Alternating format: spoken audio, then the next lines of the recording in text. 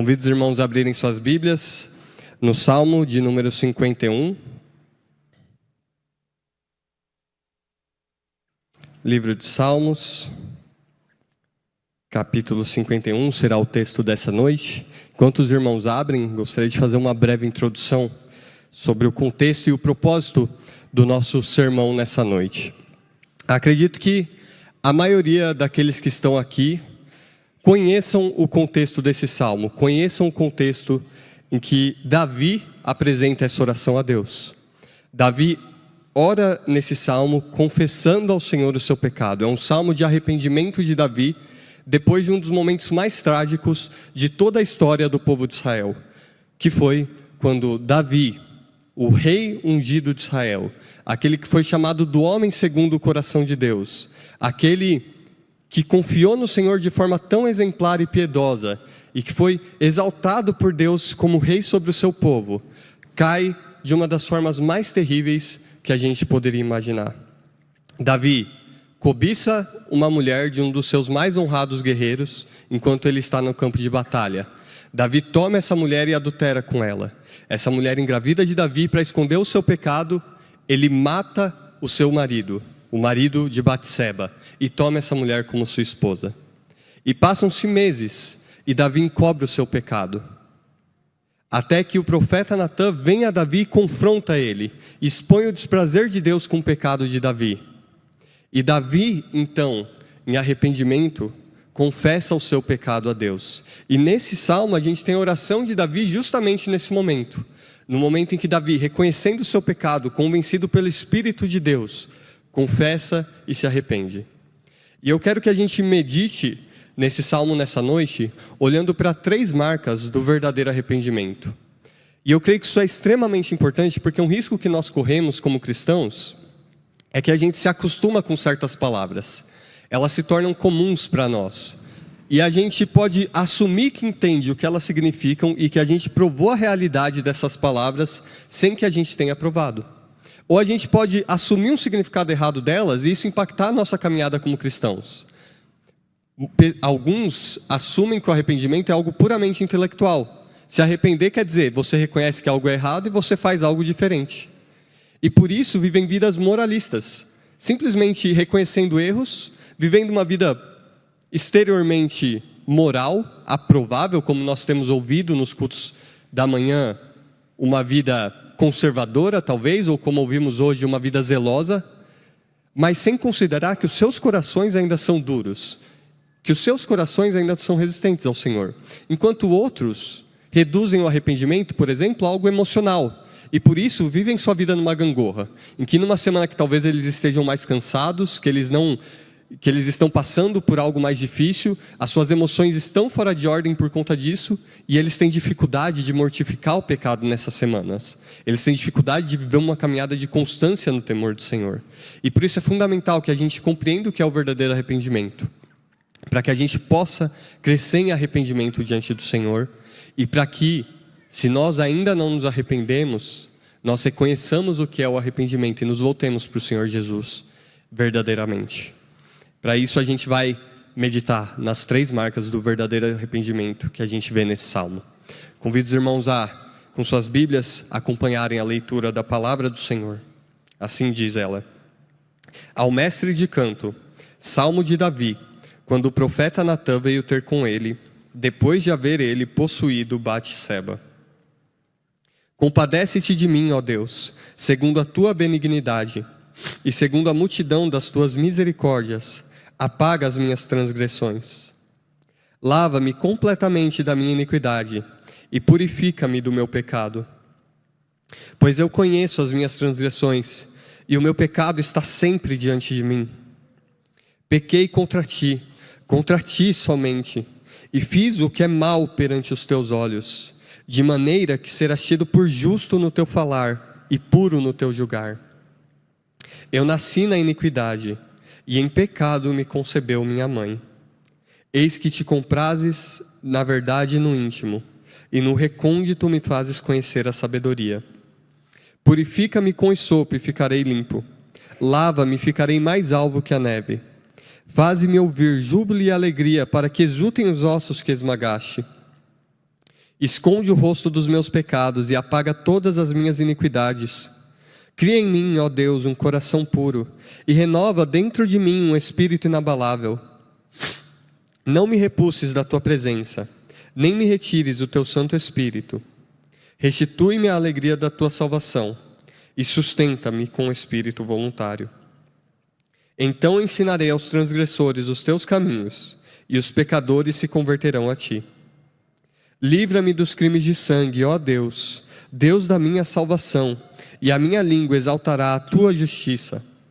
Abre, Senhor, os meus lábios, e a minha boca manifestará os teus louvores. Pois não te comprases em sacrifícios, do contrário eu te os daria, e não te agradas de holocaustos. Sacrifícios agradáveis a Deus são o espírito quebrantado, coração compungido e contrito, não desprezarás, ó Deus. Faze bem a Sião, segundo a tua boa vontade. Edifica os muros de Jerusalém. Então te agradarás dos sacrifícios de justiça, dos holocaustos e das ofertas queimadas, e sobre o teu altar se oferecerão novilhos. Até aqui a palavra do Senhor. Vamos ao Senhor em oração. Pai Santo, ó Deus, o Senhor não é Deus que tenha prazer na iniquidade, e contigo o mal não pode habitar. O Senhor é um Deus zeloso, um Deus justo.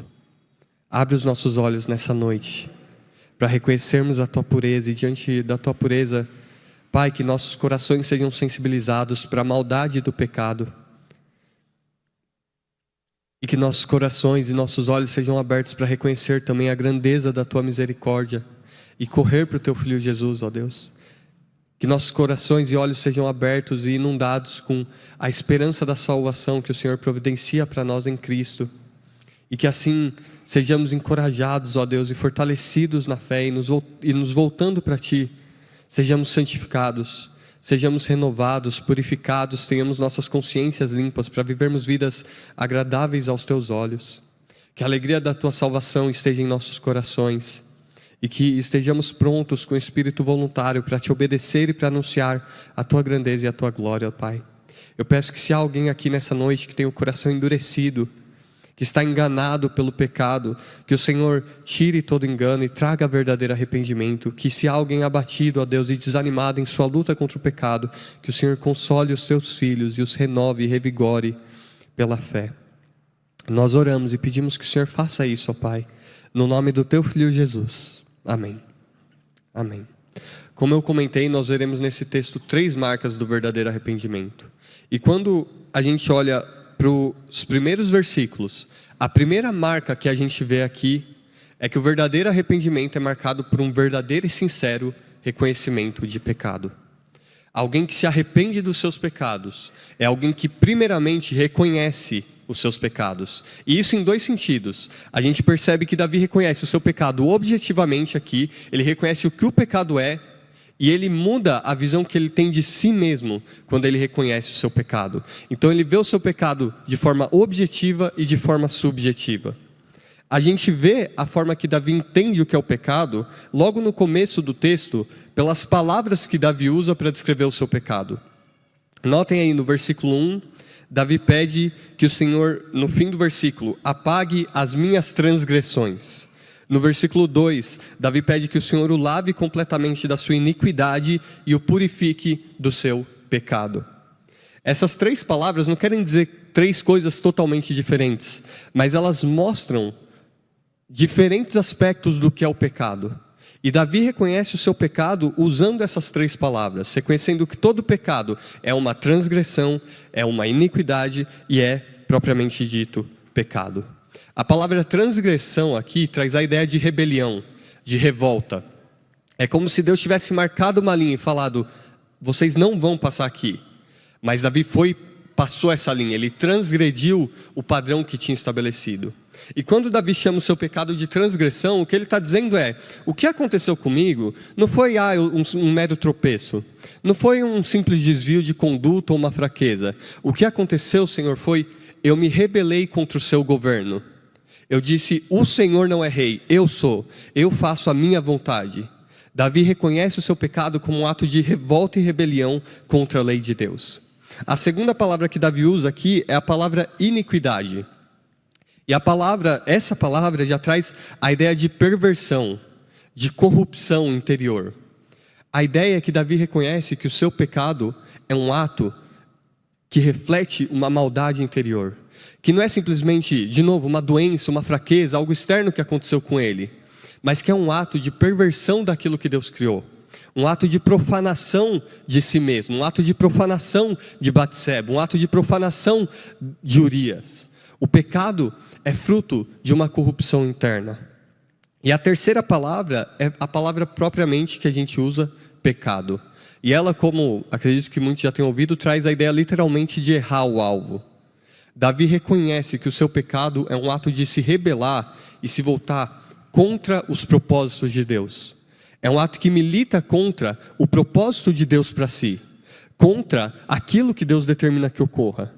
Davi reconhece que o seu pecado ele pecou e carece da glória de Deus.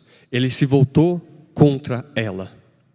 Essa é a primeira marca de alguém que está verdadeiramente reconhecendo o seu pecado. Alguém que reconhece o seu pecado, não fala do seu pecado como uma pequena falha, como eu disse, um tropeço, uma doença, um pequeno desvio de conduta. Alguém que reconhece o seu pecado, não trata como, não, isso aconteceu por causa do meu contexto. Olha, não, é que você não sabe o que eu passei. Olha, não, eu pequei, mas veja bem, estava acontecendo isso.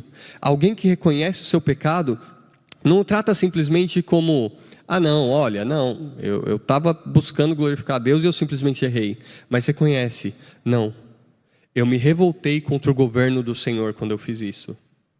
Não, quando eu pequei, eu demonstrei que eu internamente tenho um coração corrupto.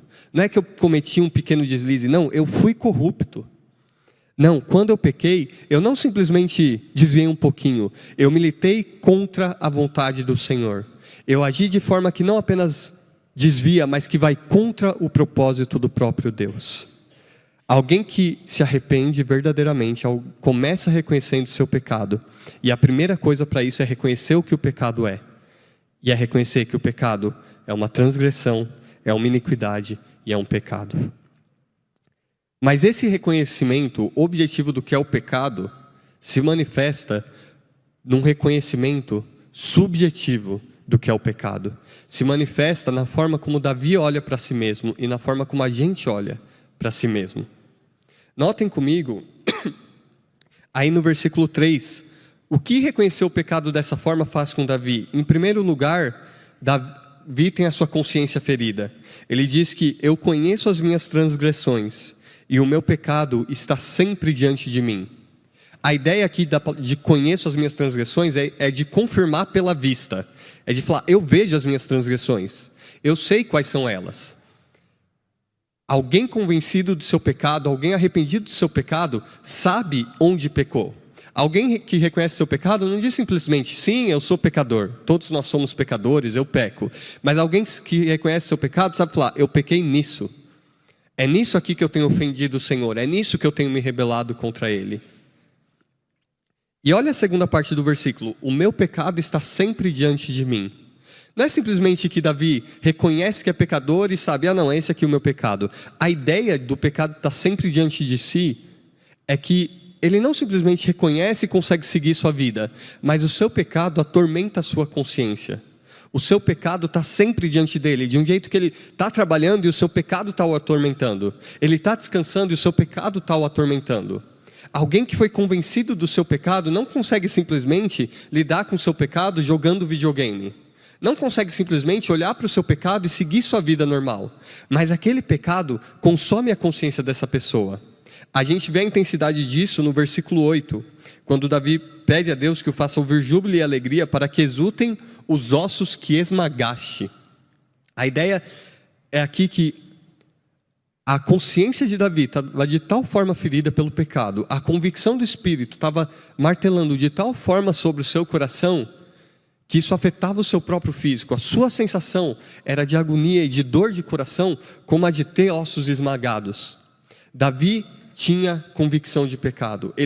Quando ele diz, eu me rebelei contra Deus, eu fui corrupto, eu me desviei dos propósitos dele, Se ele realmente entendeu o que isso significa, não tem como ele não ter o seu coração ferido.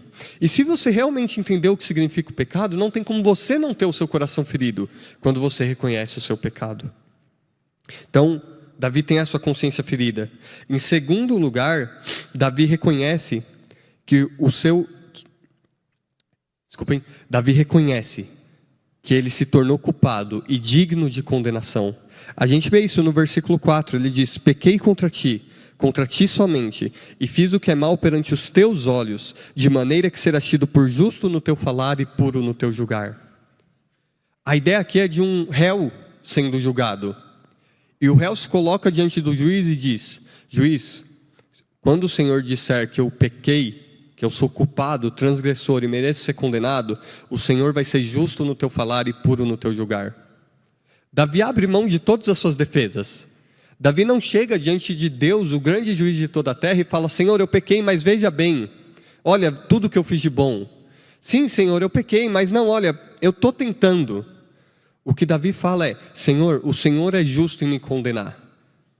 E alguém que reconhece os seus pecados, abre mão de suas defesas. Alguém que reconhece o que fez diante de Deus, não se achega a Deus falando: Senhor, eu pequei, mas olha, eu vou fazer essas orações. Eu pequei, mas eu vou tentar ser melhor. Alguém que reconhece seus pecados, se chega diante de Deus e diz: Senhor, eu pequei e eu mereço ir para o inferno. Eu mereço ser condenado. Isso é o que significa ser verdadeiramente arrependido. E em terceiro lugar, Davi reconhece a sua corrupção pessoal. Ele diz no versículo 5: eu nasci na iniquidade e em pecado me concebeu minha mãe. E a profundidade do reconhecimento de Davi da sua corrupção fica nítida quando a gente considera o que ele diz no versículo 6.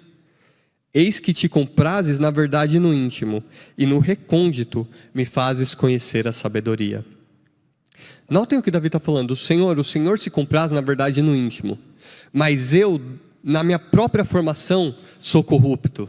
Eu, na minha própria formação, nasci em iniquidade. Senhor, eu não pequei por um pequeno deslize, eu pequei porque o meu coração é corrupto. Eu pequei porque eu tenho um interior que é mau.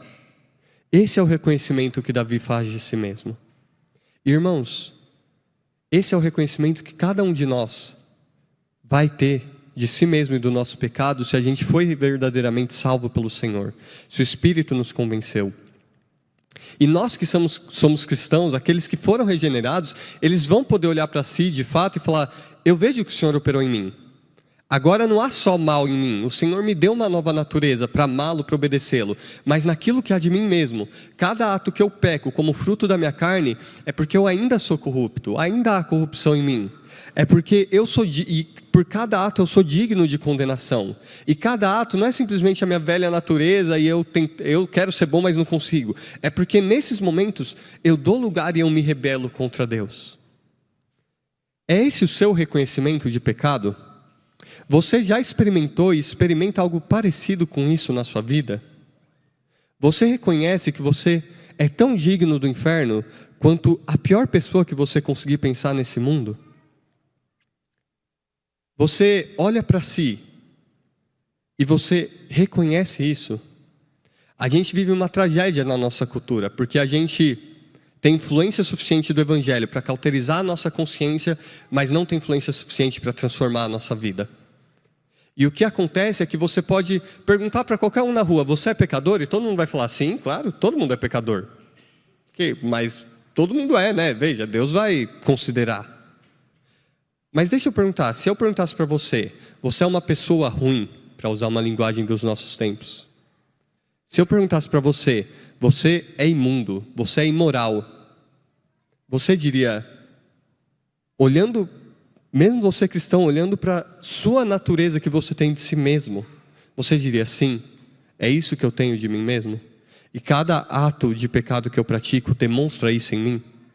Você reconhece o seu pecado? Daqui uma forma de você testar isso. Qual a sua reação quando alguém te repreende por um pecado? Qual a sua reação quando alguém fala que você é pecador? Você começa a se defender, como se Deus não fosse justo nas suas palavras e puro no seu julgar? Você começa a se desculpar, como se você não pecasse por ter uma corrupção interior dentro de si? Ou você reconhece o seu pecado? Você confessa o seu pecado? Qual a sua reação? Porque se você vive uma vida de orgulho e não reconhece o seu pecado, você tem motivos para se preocupar, porque talvez você nunca tenha se arrependido.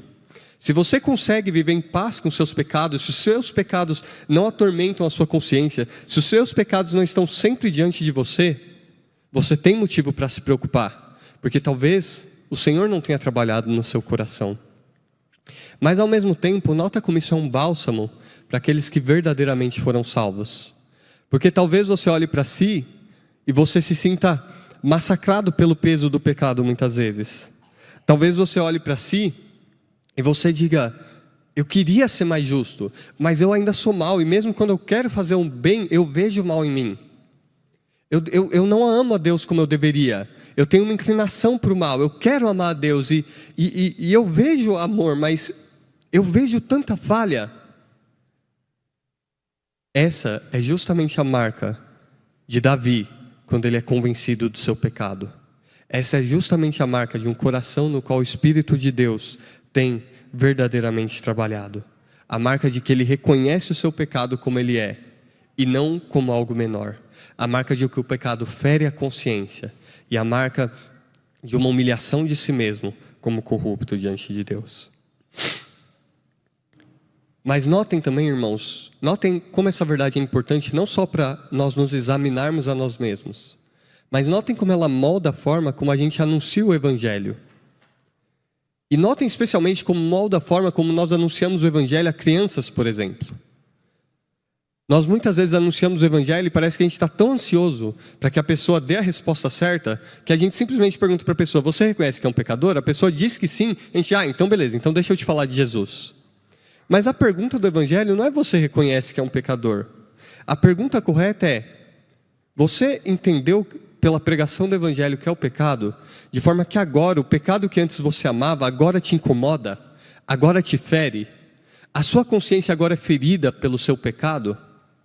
Você ouviu a pregação do Evangelho e reconheceu a justiça que o Senhor deseja como justiça no íntimo, justiça verdadeira, de coração que transborda em retidão, e agora você olha para si mesmo e reconhece que você não é justo e que você precisa ser transformado pelo Senhor? Ou você simplesmente reconhece que é pecador e isso não afetou nada a sua vida? Notem novamente como a gente precisa do conhecimento objetivo. Eu pequei nisso. Mas o conhecimento verdadeiro e salvífico dos nossos pecados é um reconhecimento que molda também a forma como a gente se sente a respeito do pecado. E isso molda a forma como nós pregamos o Evangelho, porque se nós não pregamos um arrependimento que envolve não só dizer eu sou pecador, mas reconhecer que é pecador, no que isso significa, nós não estamos anunciando o chamado verdadeiro do Evangelho. Essa é a primeira marca que nós vemos nesse salmo do verdadeiro arrependimento, um verdadeiro reconhecimento dos nossos pecados. Mas o verdadeiro arrependimento não é marcado simplesmente por desespero. Alguém que se arrepende não permanece no desespero, mas alguém que se arrepende se volta para Deus. Alguém poderia perguntar, alguém que não entendeu a mensagem do Evangelho poderia olhar para essas marcas do arrependimento e falar: pera, se eu olho para mim e eu falo, eu sou corrupto, eu sou digno de condenação, eu não tenho desculpa, o que eu vou fazer? Não tenho o que eu fazer, eu estou falando que não tenho o que fazer. E essa é a marca de alguém que não entendeu o Evangelho. Ele não entende, por isso ele precisa tentar cobrir os seus pecados, porque de outra forma ele vai se perder. Mas alguém que entendeu o Evangelho faz o que o salmista faz aqui, ele se volta para Deus. No desespero a respeito de si mesmo, ele se volta para Deus. Notem comigo os versículos 7 e 8. O salmista diz: purifica-me com esopo e ficarei limpo. Lava-me e ficarei mais alvo que a neve. Faze-me ouvir júbilo e alegria, para que exultem os ossos que esmagastes. O salmista reconhece que não tem nada que ele possa fazer para se purificar, para se salvar, para se limpar, mas ele reconhece que Deus pode purificá-lo, que se o Senhor o purificar, ele vai ficar limpo, que se o Senhor o lavar, ele será lavado, e ele vai poder novamente estar na presença do Senhor.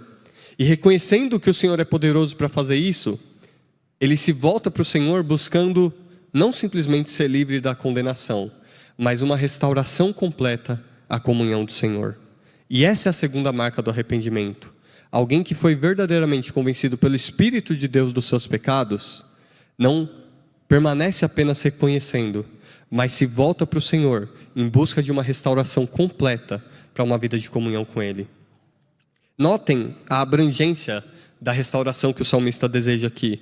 No versículo 9 ele pede por reconciliação. Ele ora a Deus: esconde o rosto dos meus pecados e apaga todas as minhas iniquidades.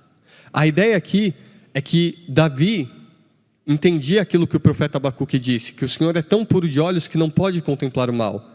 Davi mesmo afirmou no Salmo 5, os arrogantes não permanecem à tua vista. O Senhor odeia todos os que praticam o mal, os que praticam a iniquidade. Só que Davi acabou de confessar que ele praticou a iniquidade. E ele sabe que se os pecados dele estiverem diante do Senhor, ele jamais vai ser recebido por Deus. E por isso ele pede a Deus: Senhor, tira os meus pecados diante da tua face, me reconcilia consigo mesmo. Nós tendemos, de modo geral, a pensar na reconciliação com Deus como algo que muda a nós mesmos. Então a gente era inimigo de Deus e a gente é reconciliado porque a gente deixou de ser inimigo. E a gente se esquece que a reconciliação se refere primariamente a algo que Deus é reconciliado conosco. Porque Deus tinha algo contra nós. Nós éramos inimigos de Deus e Deus era nosso inimigo. Porque Ele aborrece todos os que praticam iniquidade. Enquanto nossos pecados estiverem diante dele, a gente não poderia estar diante dele. Mas o que o Senhor Jesus fez na cruz por nós não foi arrumar uma rota alternativa, não foi jogar pecado para debaixo do tapete, foi tomar esses pecados sobre si mesmo, de forma que Ele pagou por nossos pecados, e os nossos pecados foram removidos de diante de Deus, e agora o Senhor pode nos receber. Agora, aquilo que nos fazia abomináveis aos olhos do Senhor, foi retirado, foi apagado, foi coberto pelo sangue do Senhor Jesus. E por isso Ele pode receber a gente. E é isso que Davi anseia. Ele anseia por reconciliação. Ele anseia que Deus o receba e não o afaste. Mas ele não deseja somente ser livre da condenação. Ele deseja também, ele pede por reconciliação. E ele pede por renovação. No versículo 10 ele ora: cria em mim, ó Deus, um coração puro e renova dentro de mim um espírito inabalável. Davi não se alegraria em simplesmente ser livre da condenação do pecado, saber que não iria para o inferno, se ele continuasse tendo o pecado o dominando como dominou naquele momento. Davi não deseja simplesmente liberdade da condenação, mas ele deseja ser livre da própria presença e da corrupção do pecado. Davi ora a Deus pedindo que o Senhor crie um novo coração dele, um espírito inabalável, um espírito firme, um espírito que não mais oscile e volte a cair nesse pecado, mas um espírito que agora permaneça em obediência ao Senhor. E alguém que verdadeiramente se arrepende não deseja simplesmente se ver livre do inferno, mas deseja andar em obediência, deseja caminhar na presença do Senhor e viver de modo agradável a Ele. Mas não deseja simplesmente viver uma vida moral, não deseja simplesmente cumprir os 10 mandamentos e estar ok com isso. Porque Davi pede por reconciliação, Davi pede por renovação, mas Davi também ora por comunhão. Ele ora no versículo 11: não me repulses da tua presença, nem me retires o teu Santo Espírito. Restitui-me a alegria da tua salvação e sustenta-me com o espírito voluntário. Talvez Davi olhasse aqui e se lembrasse do que aconteceu com Saul. A Bíblia diz que o Senhor retirou o seu espírito de Saul, e no lugar entrou um espírito maligno. Depois que o Senhor retira o seu espírito de Saul, Saul se afunda cada vez mais nos seus pecados. Saul perde o seu reinado e perde também toda a sua vida. E Davi pede: Senhor, não retires o teu Santo Espírito de mim, não me expulse da tua presença, mas torna-me da alegria da tua salvação.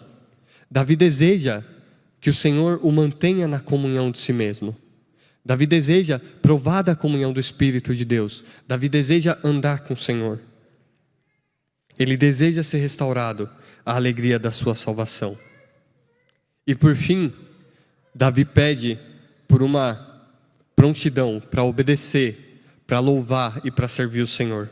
A gente vê isso nos versículos 12 e 13. Ele fala: sustenta-me com o espírito voluntário, então ensinarei aos transgressores os teus caminhos, e os pecadores se converterão a ti. No versículo 15 ele ora: abre, Senhor, os meus lábios, e a minha boca manifestará os teus louvores. Davi deseja não somente ser livre da condenação, não somente andar de forma reta, não somente ter a comunhão, a alegria da salvação do Senhor, mas ele deseja andar em prontidão para obedecer e para servir a Deus. Ele deseja que a cada dia ele esteja pronto para louvar o Senhor, que quando o Senhor tiver uma ordem, ele esteja pronto para obedecer. É isso que ele anseia. Alguém verdadeiramente arrependido reconhece de forma sincera e com impactos práticos o seu pecado, e alguém verdadeiramente arrependido se volta para Deus em busca de uma renovação completa a uma vida de comunhão com Ele. E novamente, irmãos, novamente para cada um de vocês que está aqui, é isso que você almeja na sua vida? Se você fosse olhar para a sua vida, quão presente é isso? Você deseja, se eu fosse olhar para você, eu veria alguém que está contente em simplesmente não ser condenado? Que está contente em vir para a igreja aos domingos, mas passa a semana e não ora, não lê a Bíblia, não se importa de ter comunhão com o Senhor?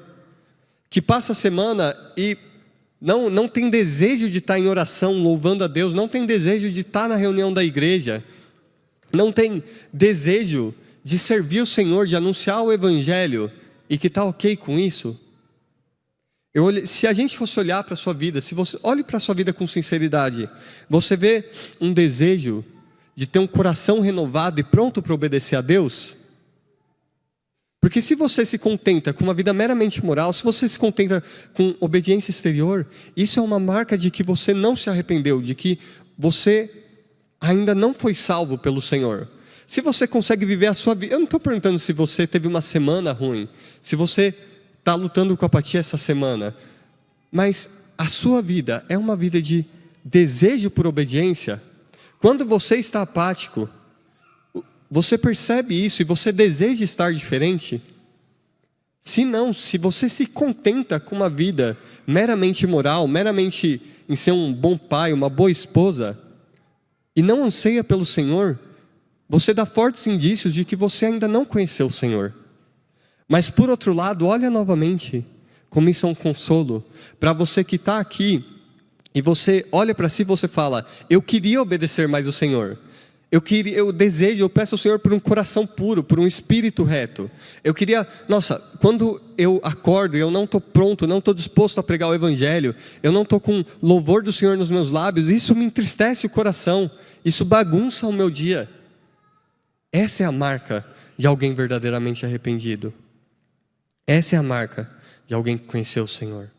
E quando a gente olha para essas coisas, a gente reconhece a maravilha e a profundidade da obra do nosso Senhor Jesus Cristo, tanto na sua origem, quanto nos seus frutos. Na sua origem, porque, irmãos, parem para pensar comigo novamente. Que tipo de esperança é essa que nós como cristãos temos? De se achegar a Deus novamente, reconhecendo tudo que a gente falou, se reconhecendo como culpado, como corrupto, como merecedor de condenação, e ter esperança de que o Senhor vai nos receber. Mas nós temos motivos para essa esperança, que não se resume simplesmente ao poder de Deus, mas que é manifesta nesse salmo nos versículos 16 e 17, no amor de Deus e no prazer que Ele tem em perdoar pecadores. Notem comigo os 2 versículos.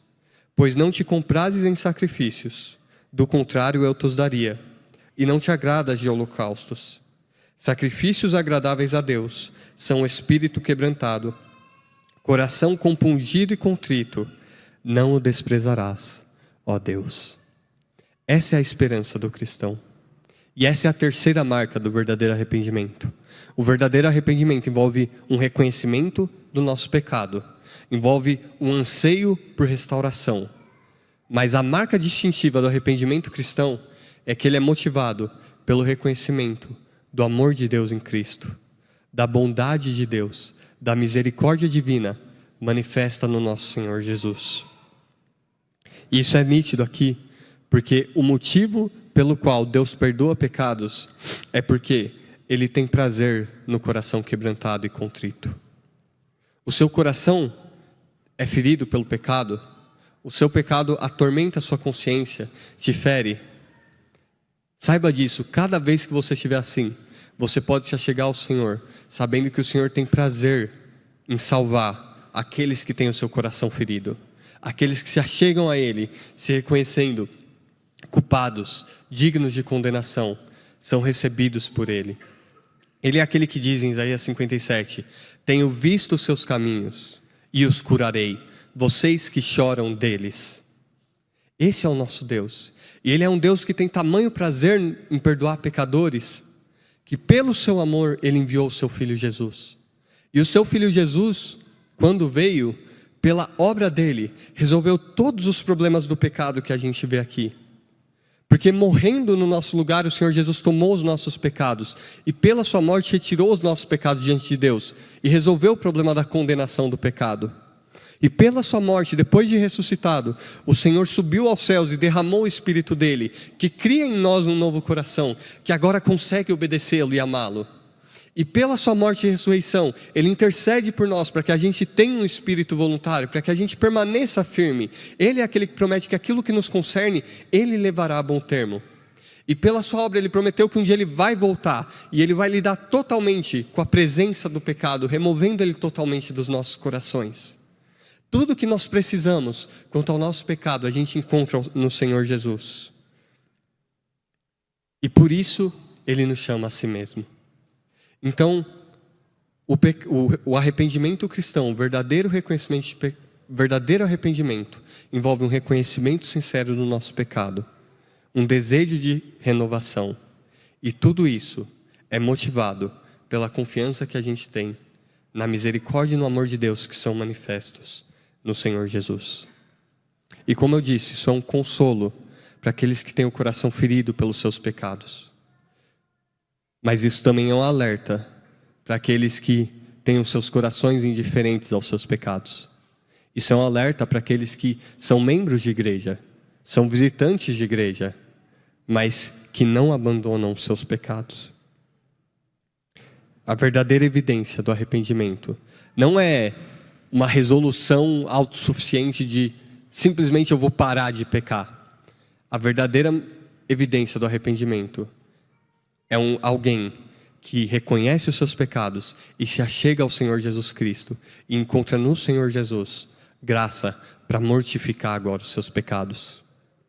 Por isso que o arrependimento cristão e a mortificação dos pecados não é algo que acontece simplesmente quando a gente é salvo pela primeira vez, mas que começa quando a gente é salvo. Então a gente segue o restante das nossas vidas vivendo em arrependimento. O restante das nossas vidas reconhecendo a profundidade do pecado que é em nós, mas se achegando a Deus por meio de Jesus Cristo e confiando em Jesus Cristo. Encontramos descanso no Senhor. Se refugiando nas promessas dEle, a gente se levanta para lutar contra os nossos pecados pela graça dEle. Por isso o chamado do Evangelho, chamado ao arrependimento, não é um fardo, um peso que você tem que cumprir agora, mas é um chamado de graça. É graça, e é a graça que nós, pecadores, necessitamos, que a gente encontra abundantemente no Senhor Jesus. Você se arrependeu dos seus pecados, meu amigo? Você se arrepende dos seus pecados, meu irmão? Vá ao Senhor Jesus, porque Ele é aquele que promete que nos sarará dos nossos caminhos. Vamos a Ele em oração. Pai Santo, ó Deus, obrigado por Tua graça, por Teu amor. Obrigado, ó Deus, porque em Cristo nós temos tudo o que necessitamos. Pai, nós não temos encorajamento, motivação alguma em nós mesmos para que nos acheguemos ao Senhor, mas, ó Deus, pela Tua promessa de receber pecadores, nós nos achegamos ao Senhor. Pela Tua promessa, pela Tua graça e pelo Teu amor em Cristo, nós nos achegamos ao Senhor, sabendo que o Senhor é Deus que tem prazer na misericórdia. E nós pedimos que o Senhor nos renove, nos revigore, nos vivifique e nos santifique por Tua graça. Nos conforma, Pai, à imagem do Teu Filho Jesus. Nos enche com Teu Espírito, com a alegria da Tua salvação e com a esperança do dia em que o veremos face a face, renovados, santificados e transformados pelo Senhor. Eu peço que o Senhor abençoe e vivifique a cada filho Teu aqui, e que o Senhor salve aqueles que não o conhecem, e que o Senhor nos conduza em nossa vida e nessa semana em arrependimento verdadeiro e na alegria da tua salvação e comunhão. No nome do teu Filho Jesus é que nós oramos. Amém.